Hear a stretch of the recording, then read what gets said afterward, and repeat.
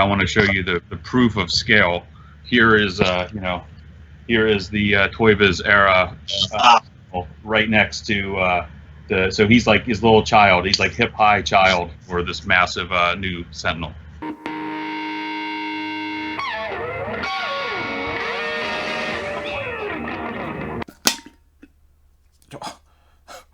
I broke my cup. Okay, people, welcome back to another Foosh Weekly. As always, I'm Robo, and things have slowed down slightly. Don't get me wrong, there's still plenty to talk about, but it seems like this week was a little more mellow, more calm. And that's okay, because what would have been San Diego Comic-Con is right around the corner. Companies are ramping up.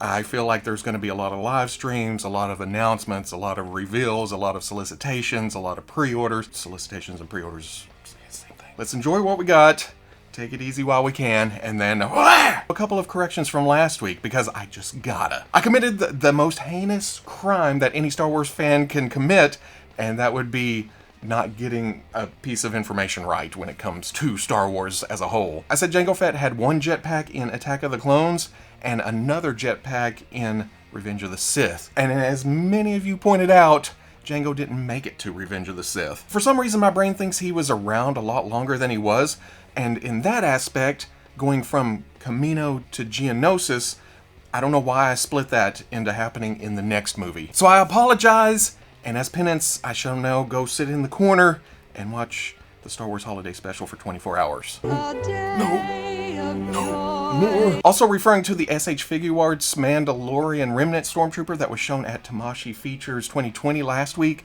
I said that it was based on the newest SH Figuarts Stormtrooper body. Wrong! It's based on the Figuarts Rogue One Stormtrooper, which is actually accurate to the show. I never got that first Rogue One Stormtrooper, so if they do decide to release it like this, I'm all over it. I'll give it a shot. But again, 24 Hell Malas. Good night, but not goodbye.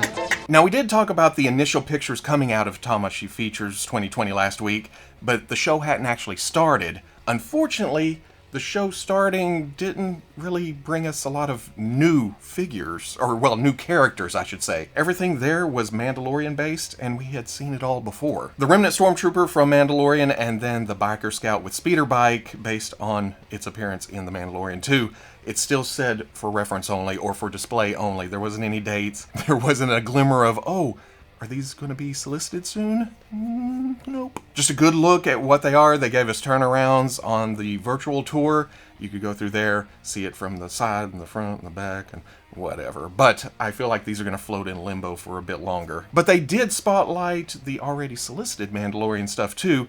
And here we finally get a good look at IG-11 next to, well, at least the Beskar Mandalorian. I say this because it's always been a bit hard to tell how big the assassin droid was going to be. Now, assuming the Beskar Mandalorian is the same size as the first release Mando, I took all the scientific high-tech hardware I have and put those side by side. And it does look like the SH Figuarts IG-11 is quite a bit more substantial than the Black Series figure, which is Yes, I have the first release Mandalorian standing a bit taller than the Beskar Mandalorian, but that's to account for the Beskar Mandalorian having his knees bent a little bit. I could have just bent the knees on the picture I took, but that would be too easy, right? And whoa, before you start topping, actually, yes, that is the Black Series IG-88. Not IG-11, I never opened that because I knew I would be disappointed, but it's the same figure, just with a new hat. All this to say, give me that IG-11 now. On the Avengers side of things, as far as Figuarts reveals at Tamashii Features 2020 goes, it's not much better, but at least we see new pieces. We saw the I Am Iron Man Mark 85 last week in some sneaky peeks, but they also revealed a repainted Iron Man Mark 7. Is it Mark 7? It's Mark 7, and it's called the Avengers Assemble Edition. There's also a re-release of Scarlet Witch with different eyes. Yep, there's her power. fully realized in action figure form. Also a final battle Thor with more electricity all over the body. And even though they didn't show it in the virtual tour, I did find this picture online where it also seems like he comes with an alternate Electric Eyes face. Electric Eyes Face, that's the name of my new hit single. Electric Eyes Face! I hate air guitar, I don't know why I'm doing that. There's going to be a re-release of the Avengers Doctor Strange, this time with a cloth cape, an alternate face where he's closing his eyes and concentrating, and then some time stone effects. And then there's also a Thanos in his endgame armor. It comes with a sword with the 2 blades and then nano gauntlet. Now, like I said, not anything new character-wise here, just same characters we already have in the SH Figuarts line, with new bits and bobs. For me, the Thor is too busy, it's too random, it just looks like electricity all over the place. Just stick it on there. Wanda having different eyes, it's a cool effect, but my shelf doesn't need any more Iron Mans, honestly. And I like the first Thanos. I'm okay with that standing on my shelf as is. But the Doctor Strange is going to get me, mostly because I absolutely hate the hard candy shell cape that the first one came with. But not to leave the show with no big major news, during a panel or something, they did name drop Gamora and Nick Fury as being future releases. So hopefully, have we seen Gamora? I think we have seen Nick Fury. He had that oddball waist or torso joint. We'll see how that turns out. Teeny tiny update from Lim Toys. Just as I hit record, I looked at my phone, I was like, oh, there's an update right here. But from Lim Toys, they have shown a final production piece for their LiMiNi Aehab. They say they're reviewing it, and it should ship out in July, even though my brain sees reviewing it means the production run hasn't actually run. But this is a production run, so have they actually ran it? I don't know. Either way, I'm still sitting and waiting. Last week we saw the McFarlane Toys DC Multiverse Dark Knights Meta Wave go up for pre-order on Walmart.com. That consists of Devastator and Grim Knight and Dawnbreaker and somebody else. Oh, Murder Machine. Each one $20 with an expected ship date of late September, early October. But I didn't notice in the title that it said Walmart exclusive. And even in a video this week, Todd mentions that you can go to Walmart.com now to pre-order them. But from what I understand, this is more of a timed exclusive. I've heard from retailers seeing this on their list. So it should be Walmart first, and then everywhere else, hopefully soon. And probably a good thing too, because last I looked on Walmart.com, Devastator and Grim Knight were sold out. Or at least their listings didn't come up. All I could find was Dawnbreaker and Murder Machine. In the video, McFarlane also does a side-by-side with Devastator and another figure to give us an idea of just how big that Bat Doomsday is. Now, it's not as scientific and high-tech as my Mandalorian comparison, but it gives you an idea. We can see that it's a little taller, but a whole lot wider. Still, $20 seems like a hell of a deal on this chunk of plastic, especially in a line that does not rely on reuse. Oddly enough, though, this picture popped up for a Walmart ad for the Wave, and it includes Red Death. We saw this in the initial prototype leaks before this line was announced, so we knew it was coming, and then it disappeared. Rumors abound, and we should be seeing this soon. A ton of detail on this guy, and he just looks like he's a one-man commando that's on here. This guy is going to look super cool. Another thing we had seen in prototype form, but hadn't seen the final promotional pictures yet, was the amazing Yamaguchi Marvel's Cable. Kyoto likes to let things settle down a bit, get your pre-orders in for previous figures, and then wham, hit you with a full-on, here's the pictures, here's the solicitation. Nate looks like more of the same for this line. It's that Yamaguchi style that you either adore or you despise. Like I said, we had seen the unpainted prototype for this, so we knew what to expect, but seeing it in kind of a classic blue and yellow, it swerves me a bit, but not in a bad way. Honestly, I thought it'd be more busy and rough and rugged, given Cable's design and Revoltech's aesthetics, but I'm perfectly happy with this too. The contrasts of the bumpy costume against the smooth skin, against the shiny metal, oh, it looks so good. And that's all on top of the posability we're used to with this line. Although there are a couple of pictures where I look at it and my brain wires cross a bit and I think he's wearing shorts with boots. Now, I got nothing against that, but being Cable, I think, oh, is he going to the beach? You know, metal arm, metal legs showing through at the knee, but then I look closer and it comes into focus and it's actually his knee pads. Includes a couple of swappable faces, eye glow options, and then a moving right eye, which is okay this time around. I've gotten to where I do not care for moving eyes, but it just being his right eye, I'm not constantly fighting to make the right and the left match, look in the same direction all the time. This, I can just point it wherever the hell I want, or like the one picture shows, roll it back in the head, and you just have the comic style wide eye. I wish there was a yellow eye option for the left though. It's always going to have that flash to it. Hand options, 2 pistols and 2 big honkin' 90s style rifles that seem to have the ability to reconfigure or something. You can see the pins for the joints, and they seem to flip out and move around and fold in, and you can even attach the two together. So there's gonna be a lot of big gun options here. Big gun options. Pew pew. Finally, it is appropriately bigger than Deadpool, and really, that's all that matters. That, and I need a base with rocks coming up in front of it so I can accurately hide the feet. $77 hits in November. Like I said, San Diego Comic-Con was going to be right around the corner, and some companies have already started to announce the exclusives they had planned for that show and the methods that they'll now release them. NECA, of course, was going to have some exclusives, and they've announced their Predator 2 City Demon figure. This will be available on the NECAstore.com on July 23rd. $35, and then that has a ship date of early August. But the page also says it'll be available in store at Walmart on that same day. Sure it will. The same goes for the Ultimate Summer Games Gremlin. Based on the ad campaign from 1984 when the Summer Games took place in the US at the same time that Gremlins released in theaters. Yes, I just read that. And then again, all those same details for the glow-in-the-dark Ultimate Big Chap. NECAstore.com, July 23rd. Walmart, same day. I can't even say it with a straight face. Now, I'm not into Gremlins, and I don't keep track of all the crazy Predators they come out with, but the City Demon Predator, that looks amazing, because I'm a sucker for translucent plastic. Plus the lighting paint effect on it, that just, delicious. Not to even mention the light effect that they integrated into the packaging.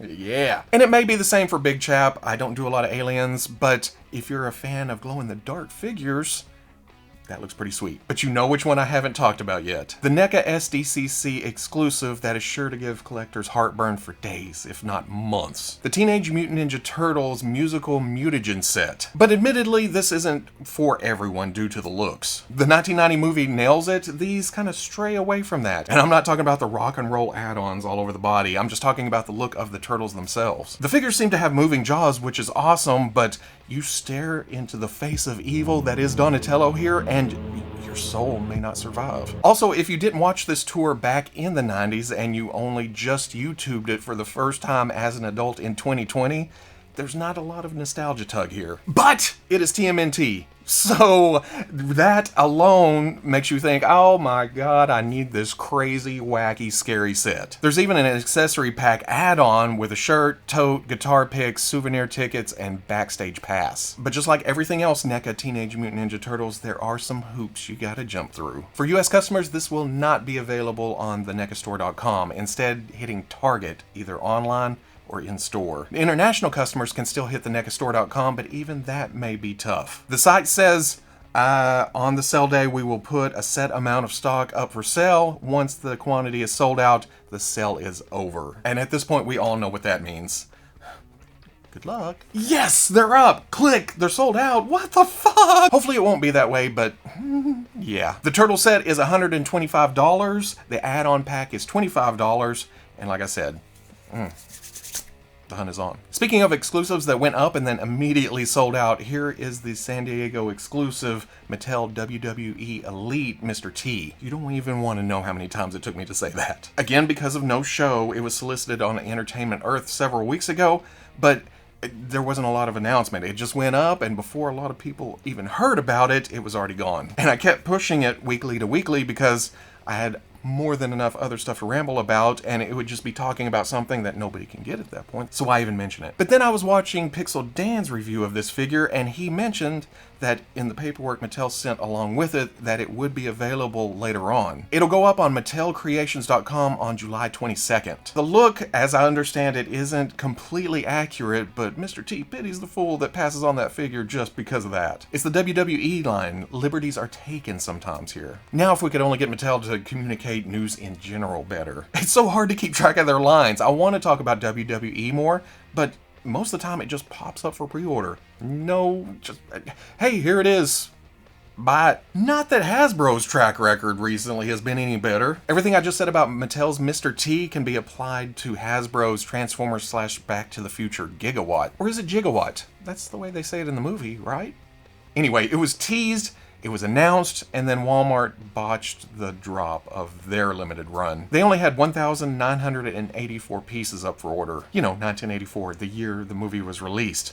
It's a lot better than 1.21 pieces up for pre-order. Not that it mattered, most people didn't have a chance at this at all. But again, a regular release is coming later. I think it's October. It'll be available on all the other retail sites, and even Takara Tomy has announced that it'll be available overseas. The figure is a heavy retool of Sideswap with DeLorean parts stuck all over it, and while I like the look, it may be a bit bulky. But then I come around, look at the face, and see Doc Brown's goggles, and I think, oh, that's cool. And then making Mr. Fusion attached to the weapon, that's kind of brilliant. As far as the car mode goes, it's fairly accurate, except for whatever the hell the rat race maze in the front windshield is. But as all of you know, I don't care about the alt mode, even though that's the closest thing to the movie about this figure. $30 when it comes back around again. In the future! This week was the first Monday of the month, and you know what that means. It's Marvel Monday, where they announce new Marvel Legends figures. Or figure. In fact, I think it's usually just one figure. And this time around, it's the fan channel Toxin. Now, we've gotten Toxin before, but putting it on the Monster Venom body makes it super intimidating and a lot more interesting. Because I don't know a lot about the character, but if I had a choice between putting it on that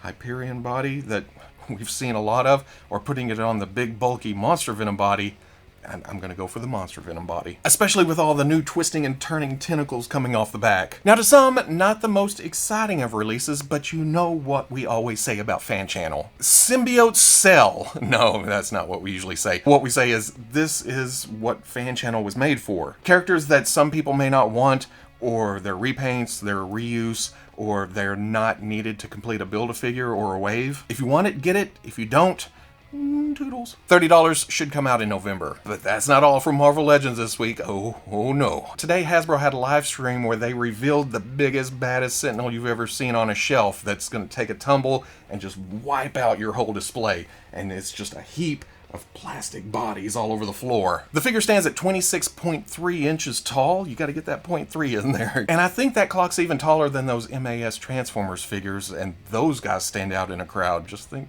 how the Sentinel's gonna look. 72 points of articulation, and I don't know how they're counting this.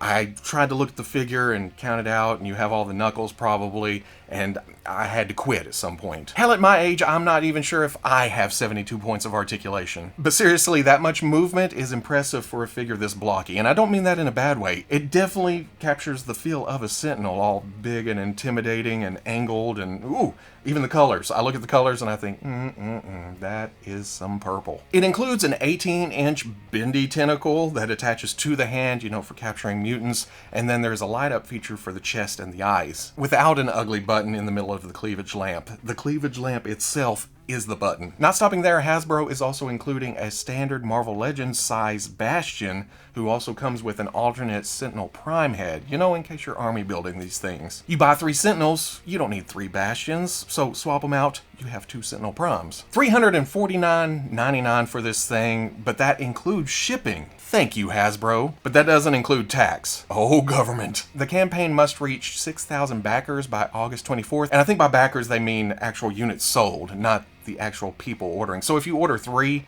it's not going to count as 1, it counts as 3. And if you are backing this, you won't be charged until that date, August 24th. They also mentioned stretch goals. Well, I don't remember what they call it. Stretch goals is a Kickstarter term. But at 7,000 backers, they're going to reveal something else that is free with the figure. Everyone who's backed it will get that extra part or piece or thing, whatever. And then again at 8,000, and then after that, who knows? Some attachments, another figure, a sound chip maybe, a second tentacle for the other hand. If the campaign is successful, and as I'm recording this, it's only been open for a couple hours and it's past 2,500 backers. But if it's successful, it will ship in the fall of 2021. Also during the live stream, they confirmed that the House/Powers of X wave they mentioned in May, I think was the live stream, they confirmed that that will be coming next year. Some redo characters, some new characters, it's X-Men, gimme. And they also mentioned that next week is the anniversary for the first X-Men movie coming out, so I'm guessing we're gonna get pre-orders next Tuesday. Finally, Dwight ended the live stream with the usual tease, and it's a Marvel Legends sized book with an H on it. A lot of people speculating this is Hellfire Club, which they've dropped hints for that before, so I don't know. I don't recognize it. Ledger for Hellfire Club or something. But it's X-related, so I'm in. And that's it for this week. Not as much, but I think I rambled more than usual. If you're interested in seeing any of these pictures up close without me dancing in front of them, or more information, links to pre-orders, that'll all go up on the Foosh front page on Saturday at noon. I also got a message from Don Sawyer just now. Remember last week I talked about my Walgreens Iron Man 2020 pre-order getting canceled because they couldn't pull the funds? He said he sent a complaint to Walgreens about it, and they said that a PayPal authorization is only good for 30 days. Then why make that an option when you know the figure's not going to be here for 30 days? Guaranteed pre-order my ass. But I wanted to thank everybody for offering to pick me one up or something. I will get it eventually. It's just, who knows when. Of all the things coming out right now, it wasn't top priority. It's just it's the situation, you know what I mean? Why? These companies put pre-orders up knowing how many they should be getting, and I know that can change. Hasbro or whatever other company allocations, they sent some here, or factory mess up or something. Lots of variables here, I understand that. But to be just like, well, we couldn't pull the money. Wah, wah, wah, wah. Give me a break. But if you enjoyed this Foosh Weekly, comment, like, subscribe. Much, much, much love to the plus. If you're interested in seeing videos early or just in a position to help out the channel, patreon.com. But wherever you may be watching this, I'll always catch you on the Foosh. I rediscovered this shirt recently, and I can't even remember where I got it, but every time I look at it, I think, Merman just killed a man. And now I've embarrassed myself. I'm out.